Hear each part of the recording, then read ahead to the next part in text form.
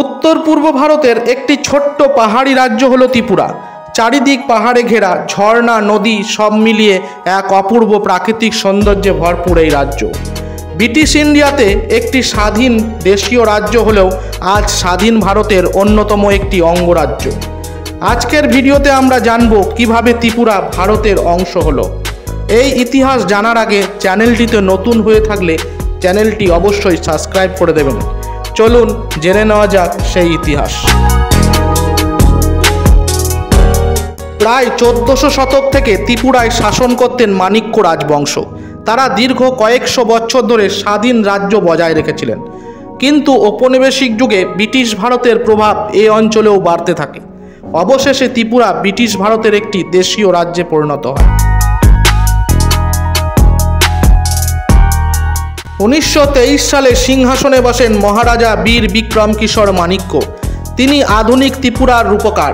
শিক্ষা, সংস্কৃতি ও প্রশাসনিক সংস্কারে তার বিশাল অবদান ছিল।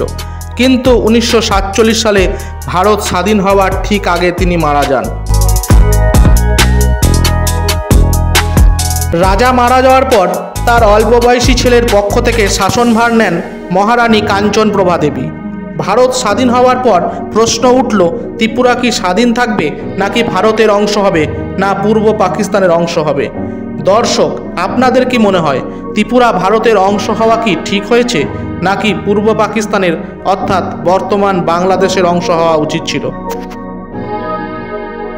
1947 সালে আগস্টে ভারত ও পাকিস্তান স্বাধীন হওয়ার পর ত্রিপুরা দাঁড়ায় এক সংকটময় মোড়ে। তখন রানী কাঞ্চনপ্রভা দেবী রাজ্যের প্রশাসনিক কাজ চালালেও রাজনৈতিক চাপ বাড়তে থাকে। একদিকে ছিল ভারতের সাথে যুক্ত হওয়ার প্রস্তাব, অন্যদিকে ছিল স্বাধীন থাকার ইচ্ছা। কিন্তু ভৌগোলিক ও নিরাপত্তার কারণে স্বাধীন থাকা ত্রিপুরার পক্ষে সম্ভব ছিল না। সেই সময় রাজ্যের ভেতরে রাজনৈতিক অস্থিরতা এবং সামাজিক অশান্তি বাড়ছিল।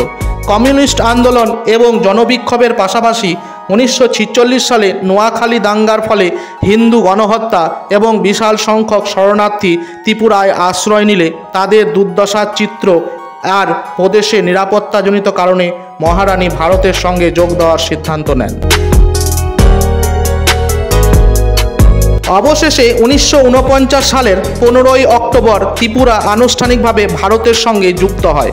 প্রথমে এটি চিফ কমিশনার্স প্রভিন্স হিসাবে শাসিত হয়, পরে 1972 সালে পূর্ণাঙ্গ রাজ্য হিসাবে প্রতিষ্ঠা পায়। আজ ত্রিপুরা ভারতের এক গুরুত্বপূর্ণ রাজ্য, যার রয়েছে নিজস্ব ভাষা, সংস্কৃতি আর বৈচিত্র্যময় ঐতিহ্য।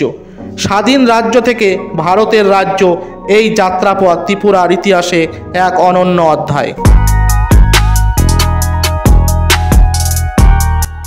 আপনি কি জানতেন ত্রিপুরার ইতিহাস এতটা রোমাঞ্চকর?